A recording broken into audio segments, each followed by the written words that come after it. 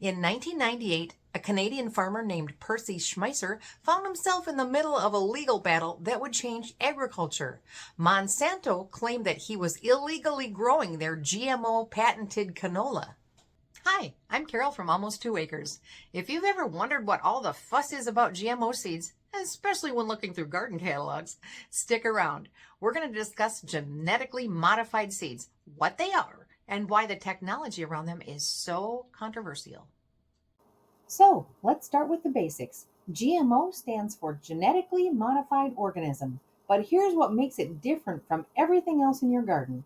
GMO seeds are created in a laboratory using genetic engineering. Scientists take specific genes from one organism, sometimes even from completely different species, and insert them directly into a plant's DNA. I know what you're thinking. Haven't humans been modifying plants for thousands of years? Yes, absolutely, but that's different. Traditional breeding takes two compatible plants and crosses them, like crossing two tomato varieties to get a new tomato. You're working within nature's boundaries. GMO technology is like copy pasting. Scientists can take a gene from a bacterium and insert it into corn, or take a fish gene and put it into a tomato. This precision is what makes GMOs fundamentally different from hybrids, heirlooms, or even selective breeding. The most common GMO crops: corn, soybeans, cotton, canola, and sugar beets. In fact, over 90% of these crops grown in the US are GMO varieties. So why did scientists develop this technology?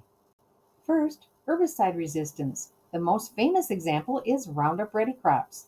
These plants can survive being sprayed with glyphosate herbicide, which kills everything else around them. Farmers can spray their entire field and only the weeds die. Second, pest resistance. BT crops, that's Bacillus thuringiensis, have a gene from a soil bacterium that makes the plant toxic to certain insects. The plant essentially produces its own pesticide. Some newer GMOs are designed for drought tolerance, improved nutrition, or longer shelf life, though these are less common in commercial agriculture right now. Here's something that surprises most home gardeners. You cannot buy GMO seeds for your backyard garden. They're simply not available to consumers. You won't find GMO tomato seeds in a Burpee catalog. That GMO-free label on your seed packet? It's mostly marketing because GMO vegetable seeds aren't sold to home gardeners anyway. The GMO seeds that exist are patented, controlled by large agricultural corporations, and sold exclusively to commercial farmers under strict contracts. Even if you wanted to grow GMO corn in your backyard, you legally couldn't get the seeds. So when you're choosing between hybrid and heirloom seeds, GMO isn't even part of that equation.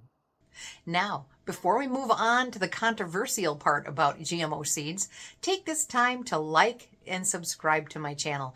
I have so much gardening knowledge that I would love to share with you. Now, why is this technology so debated? There are legitimate concerns on multiple fronts. Economic issues are huge. Remember Percy Schmeisser?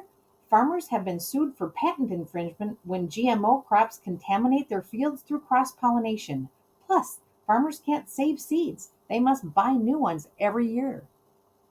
Health debates continue, though major scientific organizations say approved GMOs are safe to eat. Still, long-term studies are ongoing, and many people prefer to avoid them based on the precautionary principle. Corporate control of the food supply is another major concern, with a handful of companies controlling most GMO seed patents. So here's the bottom line. GMO seeds are laboratory created using genetic engineering techniques that go beyond traditional breeding. They're designed primarily for large-scale agriculture, not home gardens. And whether you're for them or against them, they've fundamentally changed how commercial farming works. For us home gardeners, the good news is that we have complete control. We can choose heirlooms, hybrids, or open pollinated varieties without GMOs ever entering the picture. Until we meet again, let's get growing seeds GMO free.